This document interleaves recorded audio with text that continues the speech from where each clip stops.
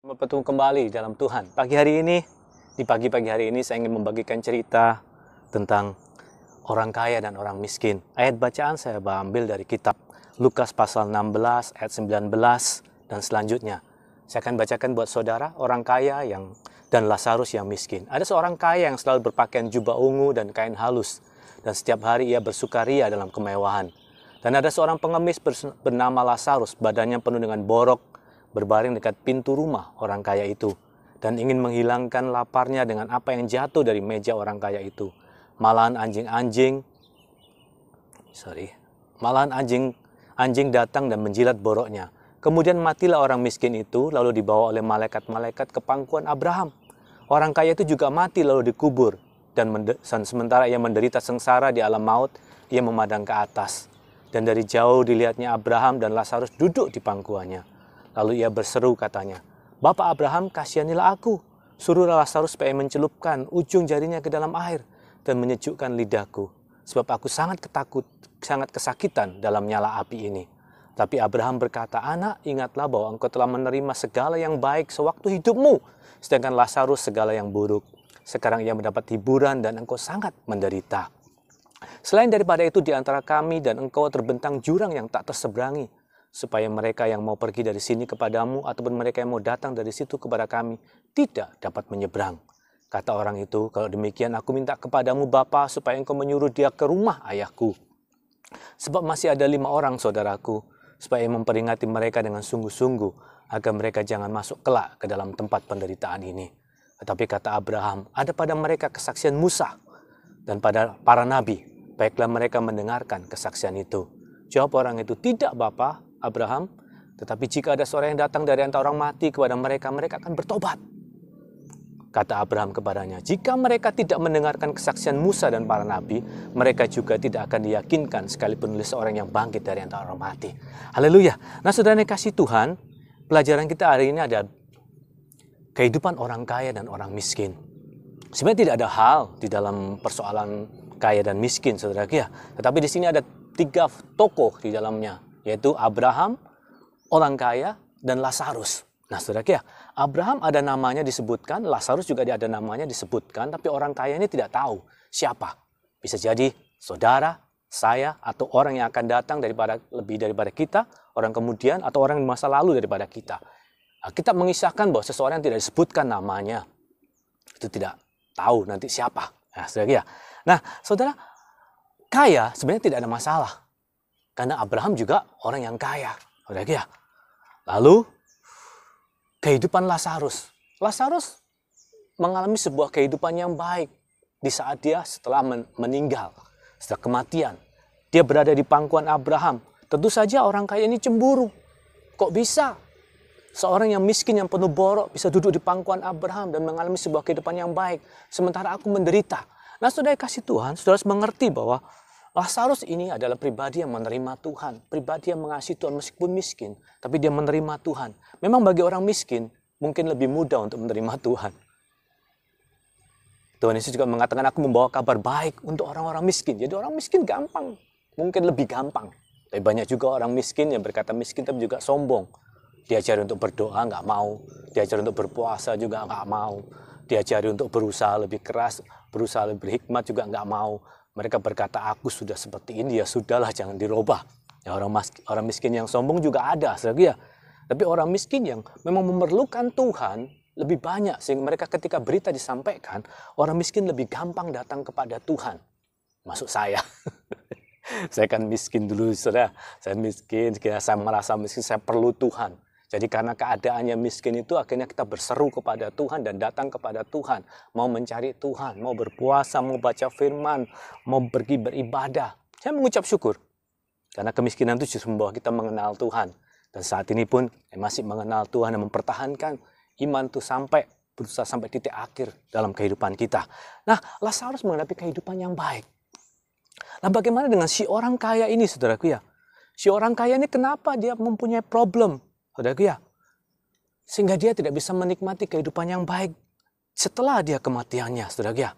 Nah, saudara, beberapa contoh di dalam kitab Perjanjian Baru disebutkan bahwa orang kaya yang memiliki problem ini adalah orang kaya yang dia berharap pada kekayaan, bukan pada Allah. Kalau dalam Timotius, 1 Timotius pasal 6 ayat 17-19 dikatakan bahwa peringatkanlah kepada orang-orang kaya di dunia ini agar mereka jangan tinggi hati. Dan jangan berharap pada sesuatu yang tidak tentu seperti kekayaan, melainkan pada Allah. Jadi orang kaya yang tidak mau datang kepada Tuhan dan tidak mau berharap kepada Tuhan, itu problem. Karena mereka tidak sedang menyimpan sebuah harta yang bagus di sorga. Mereka sedang menimbun sebuah harta di bumi saja. Dan pada saat mereka mati, dia tidak tahu bahwa hidupnya, kekayaannya itu tidak bisa menjamin ataupun menyogok untuk bisa masuk dan menyeberang ke seberang di tempat Abraham. Kekayaannya sudah busuk, kekayaan tidak berlaku di sana. Dan saudara harus mengerti bahwa kekayaan itu sering membuat seseorang tidak mengandalkan Tuhan. Hati-hati. Ketika saudara dulu miskin berseru kepada Tuhan, berharap kepada Tuhan. Tapi ketika saudara sudah mulai mampu, sudah mulai bisa berdiri sendiri, saudara mulai berharap pada kekayaan, bukan kepada Allah. Ketika saudara tidak bergantung kepada Tuhan lagi, sudah berharap pada kekayaan, diperingatkan oleh Timotius, Anda nanti tidak mencapai hidup yang sebenarnya ketika mati. Dalam Lukas 12 ayat 19 dan 21 diceritakan juga tentang orang kaya.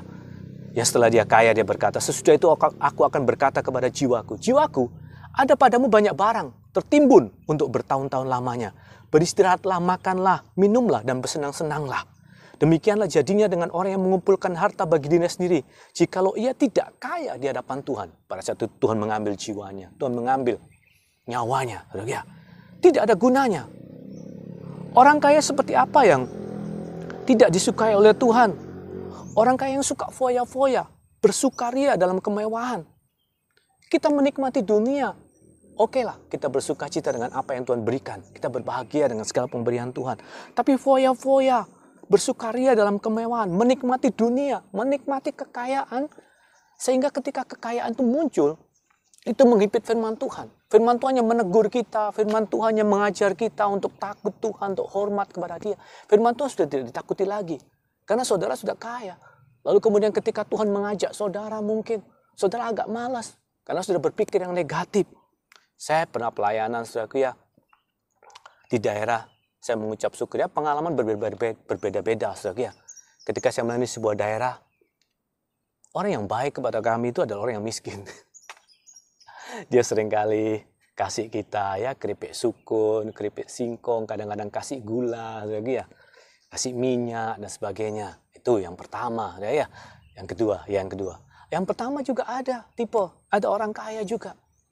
Ketika tahu kami nggak punya apa-apa, dia bertanya, kenapa Pak Kris nggak bilang? Pak Kris nggak punya sepeda motor, kenapa nggak bilang? Ke gereja, pakai apa Pak? Saya jalan kaki ke gereja. Jadi saudara bisa bayangkan, saudara pakai jas, pakai blazer, jalan kaki untuk melayani, pergi ke gereja. Dan perjalanan itu mungkin 1-2 kiloan lah. 2 kilo atau 3 kilo saya lupa, ya, sekitar segitu. Tapi ketika dia tahu, dia berkata, ambil sepeda motor di tempat kami Pak. Kalau kurang pulsa bilang, saya isi pulsanya. Tapi orangnya nggak pergi gereja. Nah, tipe-tipe orang itu berbeda-beda. Ada lagi orang kaya.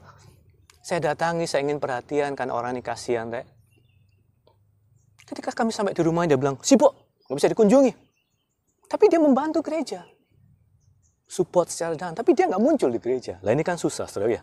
Tapi tipe-tipe orang berbeda-beda. Jadi kekayaan itu seringkali membuat seseorang firman Tuhan tidak bertumbuh. Menghimpit firman Tuhan, memberikan kesempatan untuk beribadah kepada Tuhan, itu dihilangin. Karena dia dunia sudah suka, ngapain aku pergi gereja? Mungkin dalam pikirannya, saudara ya.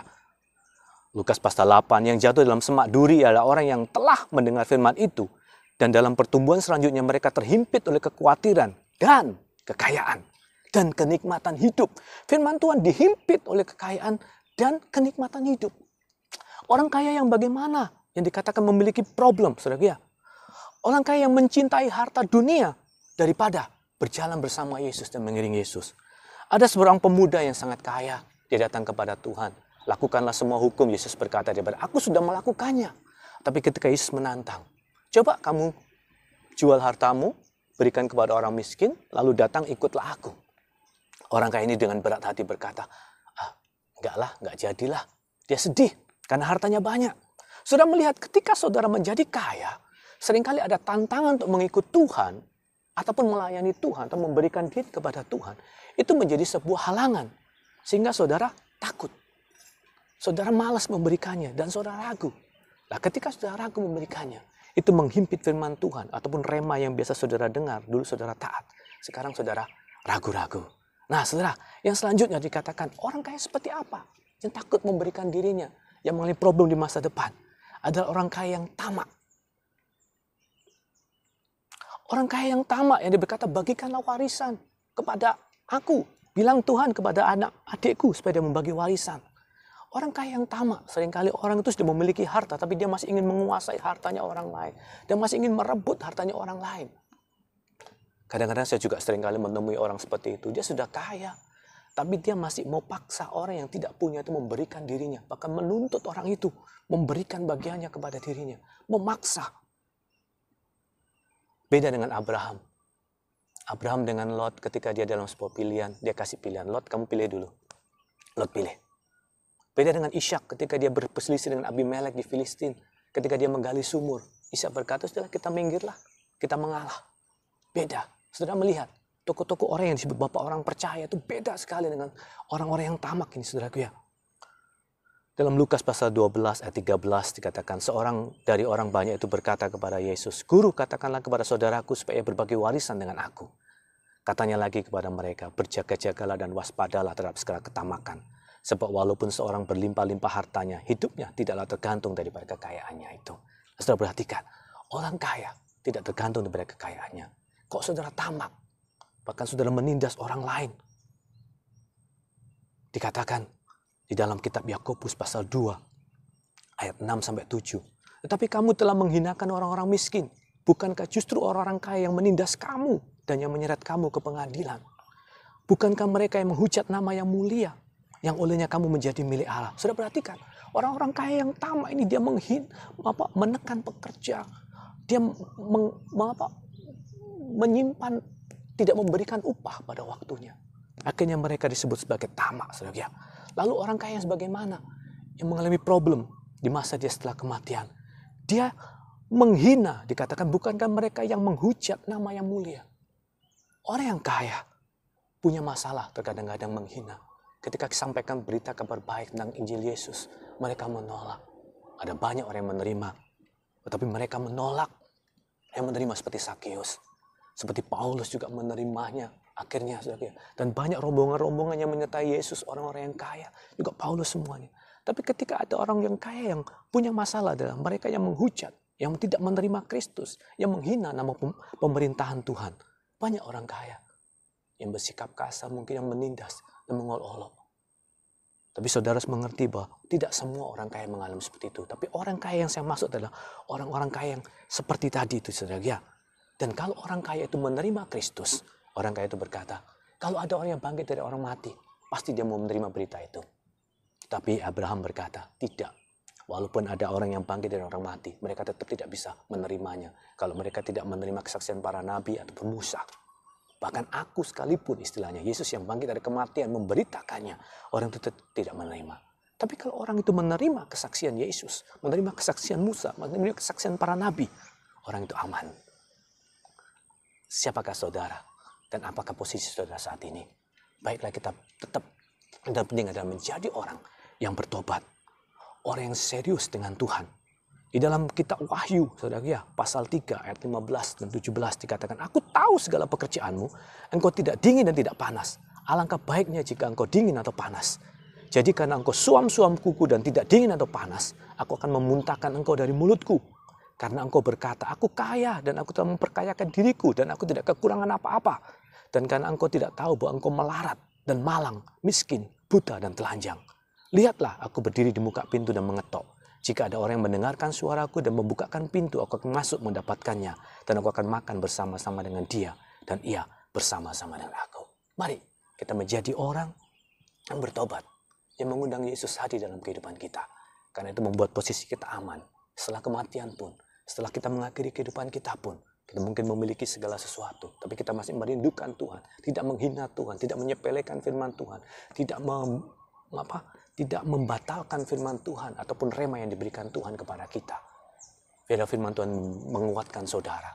Dan saudara semua harus menjadi pribadi. Bukan masalah kaya ataupun miskin atau apa, tapi penerimaan saudara dan sikap saudara terhadap firman Tuhan dan terhadap Tuhan, dan gaya hidup saudara terhadap firman Tuhan yang menegur saudara, mengarahkan saudara seperti apa. Tuhan Yesus memberkati buat kita semuanya. Jadilah seperti Abraham yang walaupun kaya, dia mentaati firman Tuhan dan mendukung kebenaran firman Tuhan, menerima Tuhan dengan baik-baik, maka dia aman. Dan kalau saudara dan saya bisa menerima Kristus dan mengundang Kristus hadir dalam kehidupan kita, dia bisa makan bersama-sama dengan kita dan dia hadir dalam rumah tangga kita. Tuhan Yesus memberkati. Amin.